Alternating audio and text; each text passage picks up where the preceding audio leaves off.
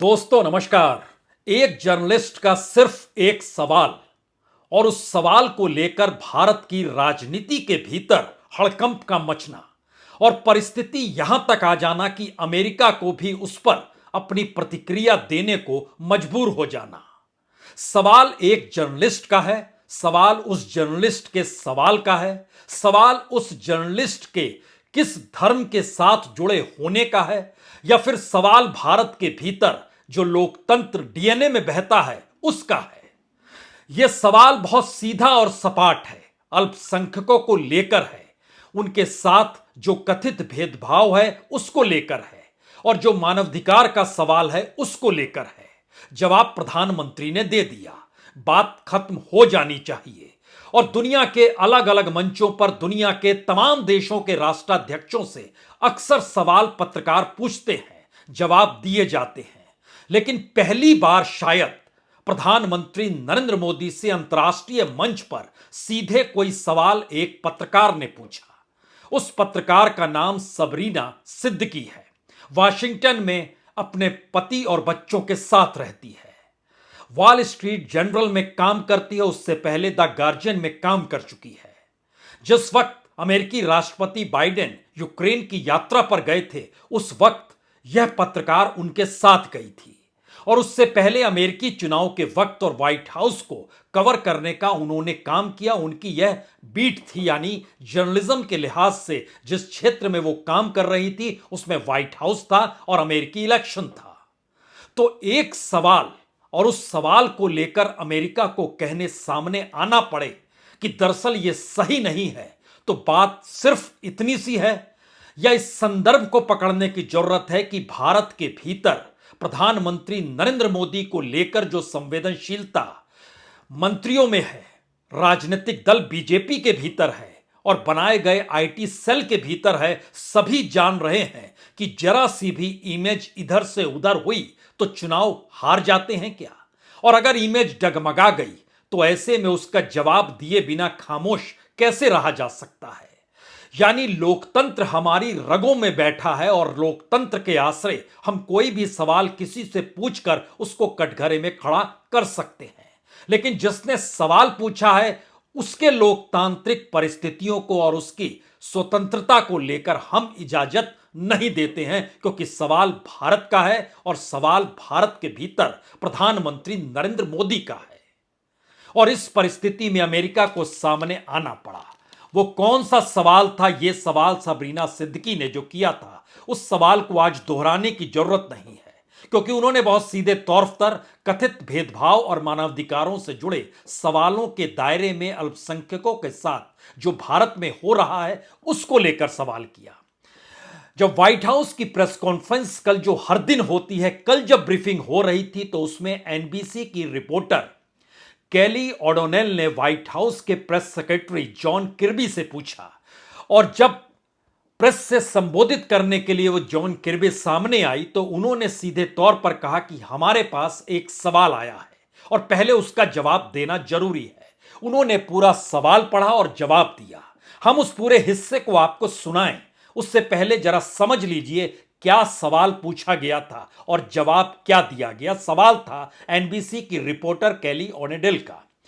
उनका कहना था कि वॉल स्ट्रीट की हमारी साथी पत्रकार ने राष्ट्रपति बाइडेन और भारत के प्रधानमंत्री मोदी से सवाल जवाब के सत्र में प्रधानमंत्री मोदी से सवाल पूछा था।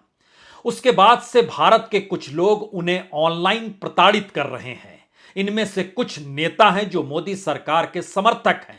सबरीना को इसलिए निशाने पर लिया जा रहा है कि वह मुस्लिम है और उन्होंने इससे जुड़ा सवाल पूछा था।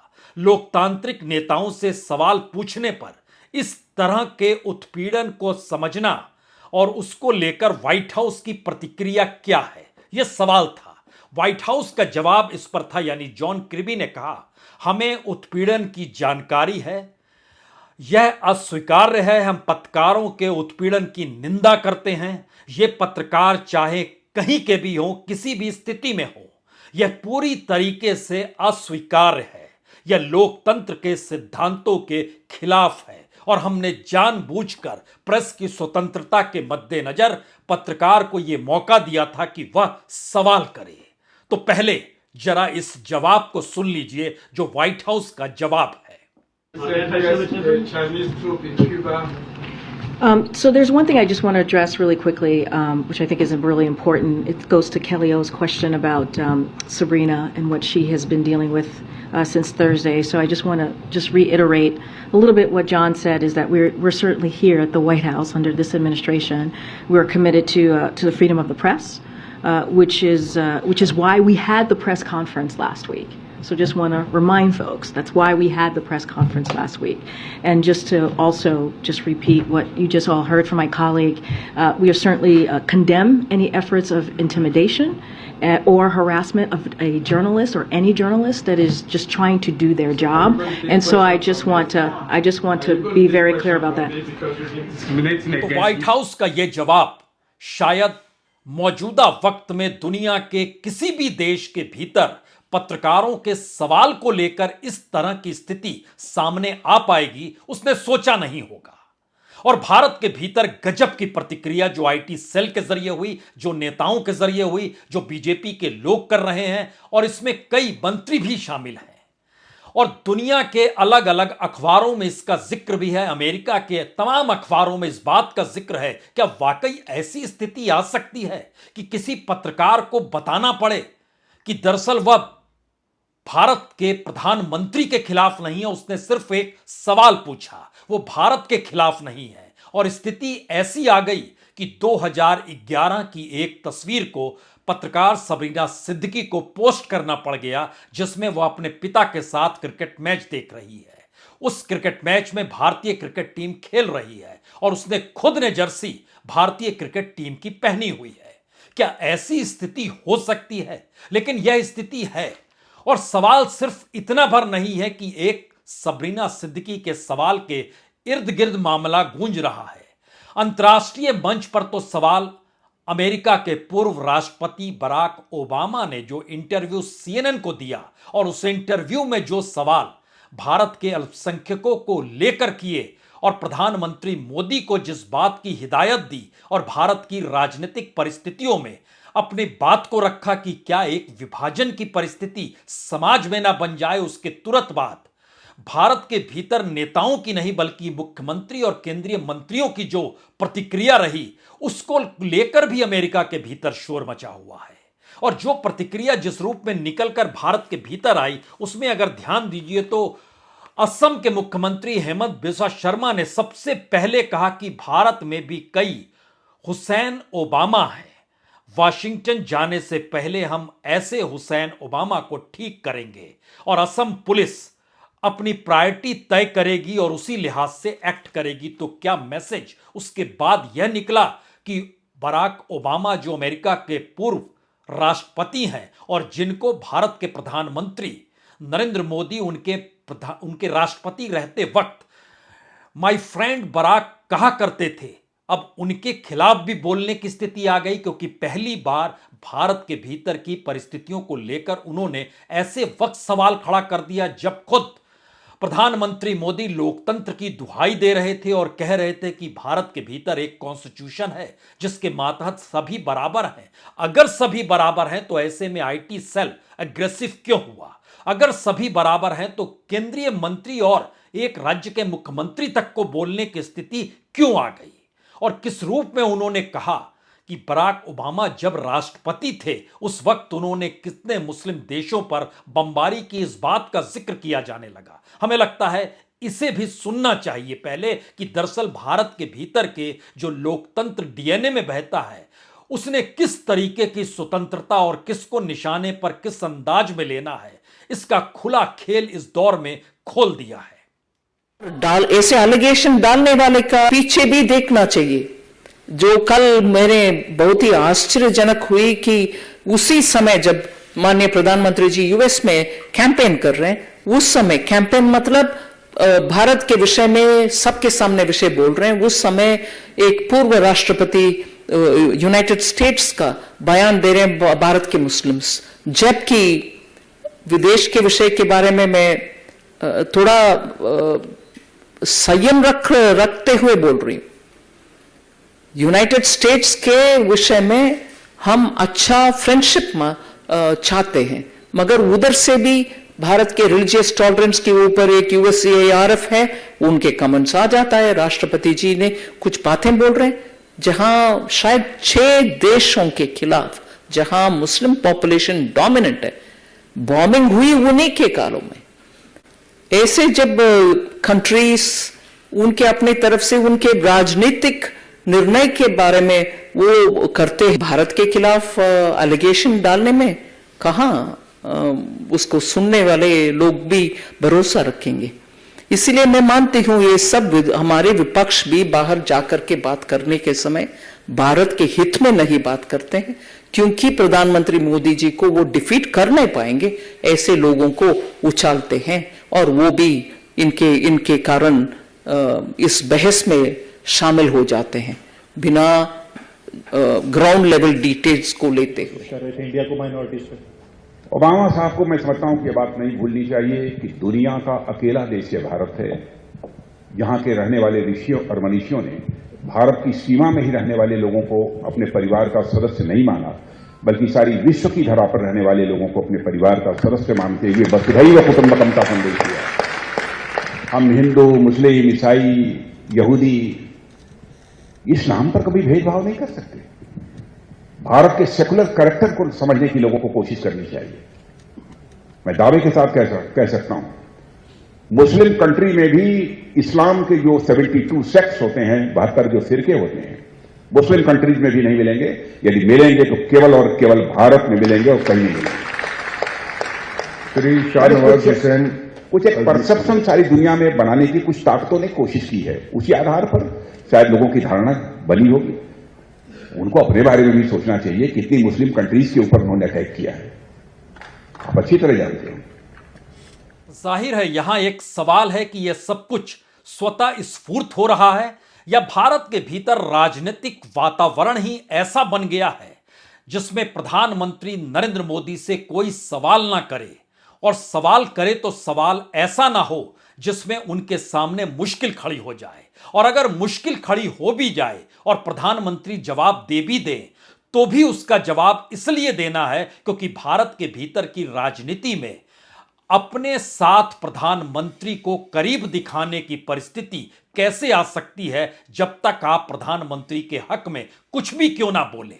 और इस देश की सामाजिक राजनीतिक परिस्थितियों के मद्देनजर अंतर्राष्ट्रीय तौर पर आपकी प्रतिक्रिया होनी चाहिए जिससे ऐसा लगेगा कि जैसे आपका अपना कैनवास बहुत बड़ा है। तो क्या यह प्रधानमंत्री मोदी के अनुकूल है? क्या यह भारत के अनुकूल है जब अंतर्राष्ट्रीय तौर पर ऐसी परिस्थितियां पैदा हो रही है? क्योंकि याद कीजिए नुपुर शर्मा के मामले में भी अरब वर्ल्ड को लेकर किस तरीके की प्रतिक्रिया देनी पड़ गई थी जब भारत के भीतर आईटी सेल जो बीजेपी का है और बीजेपी के तमाम नेताओं ने एक के बाद एक प्रतिक्रिया देनी शुरू की, और उसके बाद अंतर्राष्ट्रीय तौर पर स्थितियां कितनी नाजुक हो गई थी। तो क्या अपने तौर पर बीजेपी को संभालने की परिस्थिति या आईटी सेल को जिस तरीके से खड़ा किया गया है उस पर कोई लगाम किसी की नहीं है, या फिर लगाम यह मान लिया गया है कि दरअसल किसी ने सवाल पूछा तो राजनीतिक संकट भारत के भीतर गहरा जाएगा?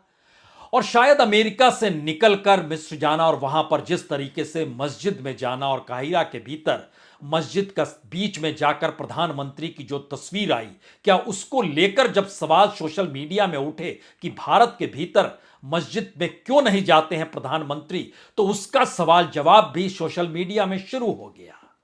तो क्या एक ऐसी राजनीतिक सत्ता एक ऐसे मुहाने पर आकर खड़ी हो गई है जहां पर उसे 3 बातों का एहसास खुले तौर पर है? पहला एहसास है कि पूरी की पूरी सत्ता सिर्फ एक व्यक्ति के इर्द गिर्द ही चल रही है, उसमें बीजेपी का होना नहीं होना प्रधानमंत्री मोदी पर टिका है। प्रधानमंत्री मोदी की अपनी सरकार, अपने मंत्री, अपनी गवर्नेंस, सब कुछ प्रधानमंत्री मोदी पर टिका है। और आईटी सेल का काम है कि दरअसल एक दायरा ऐसे बनाते चले जाना जिसके जरिए कहीं कोई आंच प्रधानमंत्री मोदी पर नहीं आए। और चाहे अंतर्राष्ट्रीय तौर पर प्रधानमंत्री मोदी के लिए ही ये सारे सवाल मुश्किल भरे क्यों ना हो, और भारत की छवि को लेकर जो अंतर्राष्ट्रीय मंच पर प्रधानमंत्री मोदी ने जब जवाब दिया कि लोकतंत्र हमारे डीएनए में है, हमारे रगों में दौड़ता है। सबका साथ सबका विकास का नारा उन्होंने वहां बुलंद कर दिया और क्या जाति, क्या धर्म, क्या उम्र, हर किसी का लिहाज करते हुए जवाब दे दिया। बावजूद उसके अगर भारत के भीतर अंतर्राष्ट्रीय तौर पर रिएक्शन होने लगा और व्हाइट हाउस तक को सामने आने पड़ा, तो इसका मतलब है कि दरअसल स्थितियां वह नहीं है जो प्रधानमंत्री मोदी ने अंतर्राष्ट्रीय मंच पर कह दी, या फिर प्रधानमंत्री मोदी ने अंतर्राष्ट्रीय मंच पर जिन बातों का जिक्र कर दिया, भारत के भीतर अपने ही लोगों पर उनकी कोई लगाम नहीं है, क्योंकि इसकी जानकारी निकल नहीं पा रही है कि दरअसल जिस सवाल के जवाब को दिया गया, उस जवाब से राजनीतिक तौर पर भारत की जनता अपने तरीके से संतुष्ट हो गई, या भारत की राजनीति बीजेपी के अनुकूल हो गई, या फिर जिस रास्ते विश्व गुरु बनने के रास्ते भारत बीजेपी के जरिए और प्रधानमंत्री नरेंद्र मोदी की अगुवाई में निकलने का लगातार परिभाषित जो करता है, उसमें क्या ये सारे सवाल कोई मुश्किल हालात तो नहीं डाल देते हैं? ये सवाल इसलिए है क्योंकि याद कीजिए, जब बीबीसी की डॉक्यूमेंट्री आई थी, उस वक्त भी ब्रिटिश पार्लियामेंट के भीतर यह सवाल खड़ा हो गया था और उस वक्त वहां के प्रधानमंत्री ऋषि सुनक ने जवाब भी दिया था और उन्होंने कहा था कि डॉक्यूमेंट्री में जिस तरीके से प्रधानमंत्री मोदी को दिखाया गया, मैं उससे कतई सहमत नहीं हूं और ब्रिटिश सरकार की स्थिति स्पष्ट है कि हम दुनिया के किसी भी हिस्से में होने वाली हिंसा को बर्दाश्त नहीं करते हैं। लेकिन डॉक्यूमेंट्री में प्रधानमंत्री की जो इमेज पेश की गई है, मैं उससे बिल्कुल भी सहमत नहीं हूं। यकीनी तौर पर वहां के प्रधानमंत्री ने अपनी बात सामने रखी, यानी अपने गवर्नेंस की बात सामने रखी, अपनी सरकार की बात सामने रखी। बावजूद इसके बीबीसी और ब्रिटिश पार्लियामेंट के भीतर उठे सवालों को लेकर और वहां के पत्रकारों द्वारा उठाए गए सवालों को भी धर्म के तहत परखने की कोशिश भारत के भीतर बाखूबी शुरू हो गई। और शायद इसीलिए इन तमाम मुद्दों को जब उठाया जा रहा है, तो पहली बार अमेरिका के तमाम अखबार, चाहे वो वाशिंगटन पोस्ट हो, न्यूयॉर्क टाइम्स हो, वॉल स्ट्रीट जर्नल हो, या वहां के तमाम बड़े जर्नलिस्ट भी इस बात को लेकर अब ये सवाल खड़ा करने लगे हैं व्हाइट हाउस के ऊपर, बाइडेन के ऊपर। तो यह जवाब यूं ही नहीं आया है, यह भी समझना होगा जो व्हाइट हाउस ने जवाब दिया, उसकी बड़ी वजह यह है कि अमेरिका ने ही 2005 में, जिस वक्त नरेंद्र मोदी गुजरात के मुख्यमंत्री थे और 2002 के दंगों के मद्देनजर जो डॉक्यूमेंट्री में बीबीसी के जिक्र है, उसके मद्देनजर मानवाधिकारों के सवालों को उठाकर वीजा देने से इनकार कर दिया गया था। तो उन पुरानी परिस्थितियों को दोबारा यह कहकर उठाया जा रहा है कि देखिए, एक वक्त अमेरिका ने वीजा नहीं दिया था। हालांकि जिक्र इस बात का भी है कि सुप्रीम कोर्ट से, भारत की सुप्रीम कोर्ट से नरेंद्र मोदी पर जो आरोप लगे थे वह पूरी तरीके से साफ हो गए, यानी अब उन पर कोई आरोप नहीं है। लेकिन जब आप गड़े मुर्दे उखाड़ने की परिस्थिति में आते हैं और मौजूदा वक्त में ऐसे सवालों को उठाते हैं जिससे भारत की छवि अंतर्राष्ट्रीय मंचों पर किस रूप में चल रही है, यह शायद पहली बार न सिर्फ भारत के संदर्भ में बल्कि अंतर्राष्ट्रीय तौर पर भी हो रहा है। क्योंकि जिन सवालों को लेकर अगर पुराने दौर में चले जाइएगा, तो वो हो सकता है आपके जहन में सद्दाम हुसैन आ जाए, खुमैनी आ जाए। उनको लेकर भी अंतर्राष्ट्रीय मंच से जब सवाल दागे गए, तो इस तरीके की परिस्थिति वहां उनके देशों के भीतर पैदा नहीं हुई थी। अंतर्राष्ट्रीय तौर पर उसका दायरा अंतर्राष्ट्रीय कूटनीति के तहत था। तो क्या मौजूदा वक्त में भारत जिन सवालों से जूझ रहा है और अंतर्राष्ट्रीय तौर पर जो परसेप्शन पत्रकारों के बीच में या राष्ट्रों के बीच में बन रहा है, व्हाइट हाउस ने उसको तूल दे दिया है? क्योंकि व्हाइट हाउस की तरफ से आया हुआ जवाब जब यह बहुत साफ कहता है कि हमने जानबूझकर पत्रकारों से सवाल करवाया, यानी प्रेस की स्वतंत्रता को लेकर जो स्थिति दुनिया भर में है और भारत के भीतर लगातार उठ रही है, क्योंकि दुनिया के इंडेक्स पर भारत 161वें नंबर पर आ गया 180 देशों की कतार में। तो जब व्हाइट हाउस ये कहने को मजबूर है कि हमने जानबूझकर इन चीजों को किया, स्पेशली एक जर्नलिस्ट सवाल करे और उस सवाल के मजमून को पहले जानकारी दे दी जाती है जो प्रोटोकॉल के तहत होता है। ऐसा नहीं होता है कि अचानक कोई सवाल पूछ दिया जाए और उसकी तैयारी और उसकी जानकारी ना हो। ऐसा प्रेस कॉन्फ्रेंस ये नहीं थी। बावजूद इसके सवाल पूछा गया और भारत के भीतर से, और जाहिर है प्रधानमंत्री मोदी ने वहां तैयारी के साथ जवाब दे दिया। लेकिन भारत के भीतर से जो सक्रियता है वह उस भारत की राजनीतिक परिस्थितियों को खुले तौर पर अब बताने लगी है कि जो दिशा भारत की राजनीति की हो चली है उसमें प्रधानमंत्री मोदी से कोई सवाल जो उनको मुश्किल हालात में लाकर खड़ा कर दें, या फिर बीजेपी की राजनीति या मोदी सरकार की उपलब्धियों की पूरी जो भूमिका बनाई जाती है उसको लेकर कोई सवाल करेगा तो उस सवाल का जवाब देने के लिए मोदी सरकार के मंत्री तक तैयार हैं। और जब वो अंतर्राष्ट्रीय तौर पर अमेरिका के पूर्व राष्ट्रपति को नहीं बख्शते हैं और अंतर्राष्ट्रीय तौर पर किसी पत्रकार को नहीं बख्शते हैं, तो फिर बाकी स्थिति क्या मायने रखती है? क्योंकि व्हाइट हाउस ने अपने तौर पर जब इसको खुले तौर पर बड़े कटु शब्दों में कहा, किसी पत्रकार की निंदा और उत्पीड़न जिस लिहाज से हो रही है ऑनलाइन वह पूरे तरीके से अस्वीकार्य है, उसको स्वीकार किया ही नहीं जा सकता है। तो आखिर के 3 सवाल जो डीएनए भारत का और भारत के लोकतंत्र का जो डीएनए है उसी को लेकर जुड़े हुए सवाल है। क्या भारत के भीतर लोकतंत्र का डीएनए दुनिया के दूसरे देशों को यह स्वतंत्रता नहीं देता है कि वह कोई सवाल पूछे? क्या भारत के लोकतंत्र का डीएनए भारत के भीतर सत्ताधारी राजनीतिक दल, उसके आईटी सेल, उसके मंत्री, उसके मुख्यमंत्री को खुली आजादी देता है कि दुनिया के किसी भी क्षेत्र में जाकर वह किसी भी तरीके से शब्दों का इस्तेमाल करते हुए उत्पीड़न की शुरुआत कर दें? और तीसरी परिस्थिति है, क्या प्रधानमंत्री मोदी अगर जवाब देकर आए हैं तो क्या उनकी सहमति है इस बात को लेकर कि इस तरीके से प्रतिक्रिया भारत के भीतर तो होगी जो उनकी अपनी पॉलिटिकल पार्टी है, या फिर उनकी सहमति नहीं है, यानी उन लगाम भी नहीं है जहां पर वह चीजों को रोक सके? क्या वाकई ऐसी स्थिति भारत के भीतर आ गई है?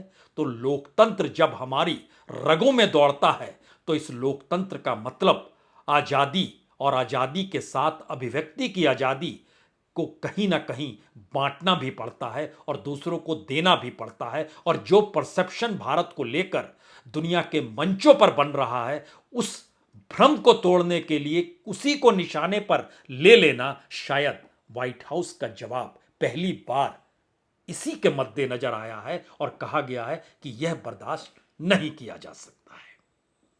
बहुत बहुत शुक्रिया, बहुत बहुत शुक्रिया।